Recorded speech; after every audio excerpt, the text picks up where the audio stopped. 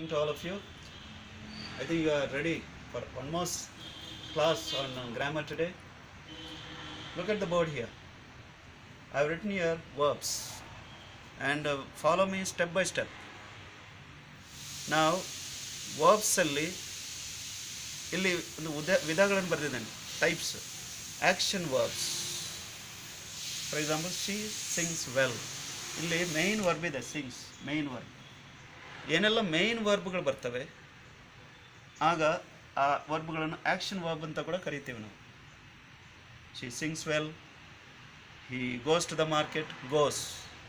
Okay, ಈಗ ಇಲ್ಲಿ ನೋಡಿ, this side she is, she was, they were, ಇದೆಲ್ಲ ಬರ್ತದೆ. ಅದು ಕೆಲವೊಮ್ಮೆ ನಿಮಗೆ ಹೇಳಿದ್ದಾರೆ, ಅದು ಹೆಲ್ಪಿಂಗ್ ವರ್ಬ್, ಆಕ್ಸಿಲಿಯರಿ ವರ್ಬ್ ಅಂತ ಕೂಡ ಹೇಳಿದ್ದಾರೆ. ಹೌದು, true. Is, was, were, they are helping verbs. But then ಈ ಸೆಂಟೆನ್ಸಲ್ಲಿ ನೋಡಿ, ಶಿ ಈಸ್ ಅ ಗರ್ಲ್. ಇಲ್ಲಿ ಹೆಲ್ಪಿಂಗ್ ವರ್ಬ್ ಅಂತ ಹೇಳಿದರೆ ಇಲ್ಲಿ ಮೇನ್ ವರ್ಬ್ ಯಾವುದು? ಅದೆಲ್ಲ ಅಲ್ಲಿ ಮೇನ್ ವರ್ಬ್ ಇಲ್ಲ. ಇಲ್ಲಿ ಮೇನ್ ವರ್ಬ್ ಇದೆ, ಸಿಂಗ್ಸ್. ಇಲ್ಲಿ ಮೇನ್ ವರ್ಬ್ ಇಲ್ಲ, ಇದು ಹೆಲ್ಪಿಂಗ್ ವರ್ಬ್, ಅದು ಆಕ್ಸಿಲಿಯರಿ ಬಂದಿದೆ. Therefore, when there is no main verb but only one auxiliary is there, then it's called as linking verb.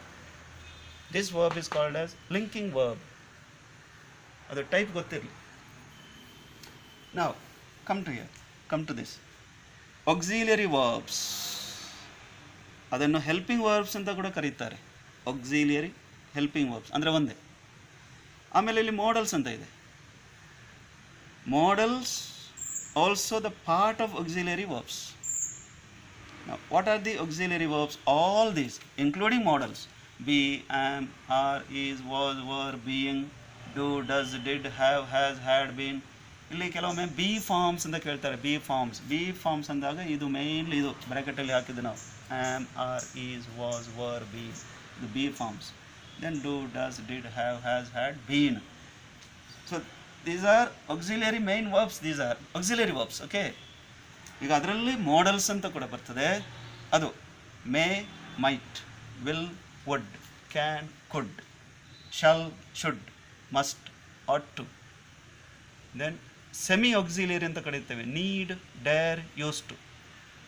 therefore ಇದು ಇಷ್ಟು modals are part of auxiliary, modals are part of helping verbs.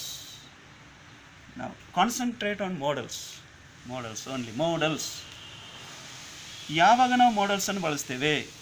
when do we use modals?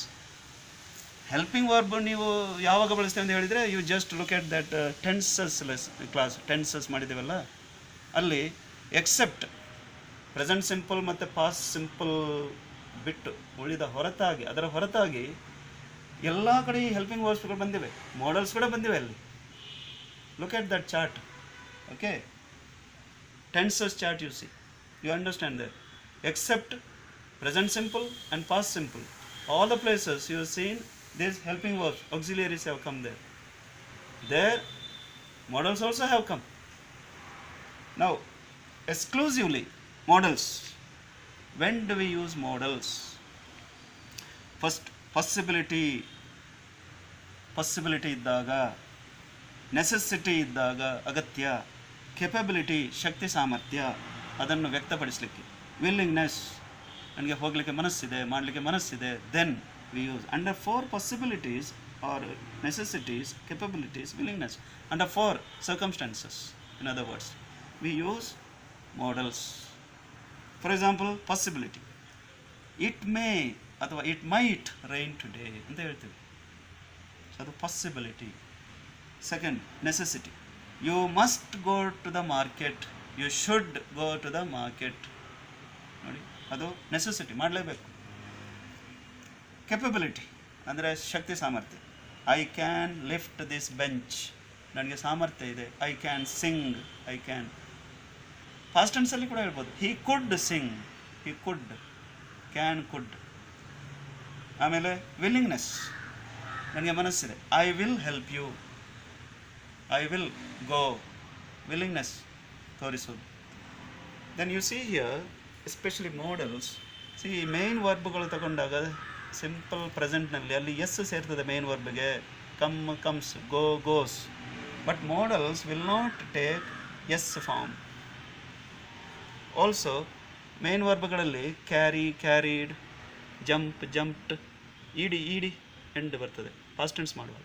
But ಇಲ್ಲಿ ಮಾಡಲ್ಸಲ್ಲಿ Ed form ಬರಲ್ಲ, ಇಡಿ form ಬರಲ್ಲ. ಆಮೇಲೆ ಇಂಗ್, being, singing ಅದೆಲ್ಲ ಬರ್ಬೋದು. ಆದರೆ ಮಾಡಲ್ಸಲ್ಲಿ ಯಾವುದೇ ಒಂದು ಇಂಗ್ ಫಾರ್ಮ್ ತಗೊಳ್ಳಲ್ಲ. So this is the knowledge about the modals in particular and auxiliary in general. Why we brought this here linking verb? Because is a helping verb. ನೋಡಿ, is a helping verb. But ಕೆಲವೊಂದು ಸೆಂಟೆನ್ಸ್ಗಳಲ್ಲಿ ಬೇರೆ main ವರ್ಬೇ ಇಲ್ಲ, ಈಸೇ ಬರ್ತದೆ, ವಾಸೇ ಬರ್ತದೆ. ಆಗ ಅದು linking verb ಅಂತ ನಾವು ಕರಿತೇವೆ. ಅದನ್ನೇ ಆಕ್ಸಿಲರಿಯನ್ನೇ ಲಿಂಕಿಂಗ್ ವರ್ಬ್. ಇದು ಡಿಫ್ರೆನ್ಷಿಯೇಟ್ ಮಾಡಲಿಕ್ಕೆ ಇಲ್ಲಿ ನಾವು ಹೆಲ್ಪಿಂಗ್ ವರ್ಬ್ ಇಲ್ಲದ ಒಂದು ಮೇನ್ ವರ್ಬ್ ತಂದಿದ್ದೇವೆ. ಇಲ್ಲಿ ಹೆಲ್ಪಿಂಗ್ ವರ್ಬ್ ಇಲ್ಲ ಈ ಸೆಂಟೆನ್ಸಲ್ಲಿ. ಆಗ ಅದನ್ನು ನಾವು ಅಂಥ ವರ್ಬನ್ನು ಆ್ಯಕ್ಷನ್ ವರ್ಬ್ ಅಂತ ಕರಿತೀವಿ. I think to differentiate all these I have dealt in general in this class about the verbs. Thank you very much for listening to me.